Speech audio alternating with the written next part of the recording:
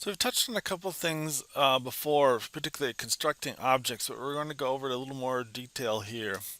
So when we create a new object in our code, we'll say the object, the class name like histogram, and then some variable to hold the class that we're creating or the object we're creating, and we'll say new and what is called the constructor.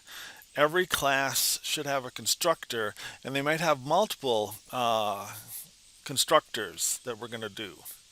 Um, so this just walks you through this stuff. This is the reference variable. This is how we'll refer to the object.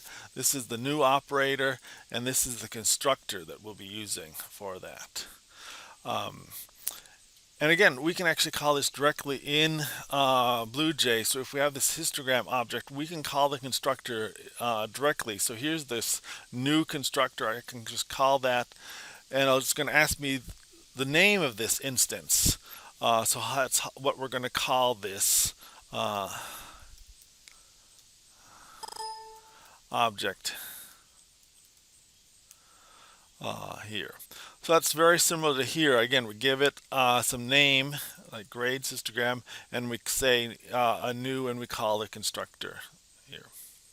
Now, some constructors will have parameters, so you go through, you can do these, make sure you do these exercises to make sure you're catching on with this stuff. Now here, we're going to call this constructor and specify some value for the number of bins right away. So we're just going to call it. So again, when we call a constructor, sometimes there'll be nothing in the arguments, and sometimes there'll be something there. So let's look at our histogram object. So inside our code here, we actually will find inside histogram two constructors. The default histogram constructor where we see nothing in no arguments here, and another histogram constructor where we can specify the number of bins in the histogram. So this is what we're going to call the second time here. And so I lost my position here. So we're calling, here we called it, and we set the number of bins afterwards. We're going to combine those two lines here and call the constructor and set the number of bins right away. And again, similar here, I can go into histogram and I call either a constructor. If I call this constructor, I not only have to give the histogram a name, but I have to specify this parameter, the number of bins that I want. Let's create that. Both of them, again, will create these sorts of histogram objects that we can work with. Here we can, on my object bench, I can work with them directly. If I declare them in code, I can work with them in the code that I'm working with. Walks you through timer object and creating a simple timer object with the constructor here. So work through that exercise. I'm going to jump on to the next one, which is also a very short section on accessors or mutators. These are just two words we usually use to describe some of our methods.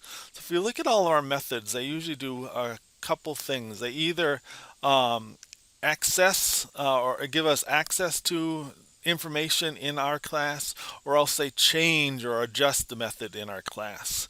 So we often call these accessors and mutators. Sometimes we call them getters and setters, because by default a lot of times we'll say their names will start with get or set. So if we're going to be setting the number of bins or setting a bin value, we often have methods called set number of bins or set bin values, and those are mutators. They change the values of things here.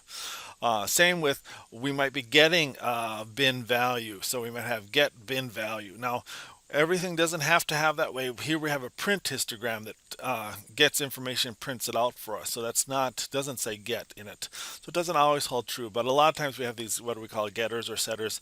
The more technical name are mutators and accessors for accessing our code. So whenever you look at a code and we look at a class, we'll tend to kind of in our minds group things. Oh, that's a bunch of setters, and here's a getters and other interfaces to that object.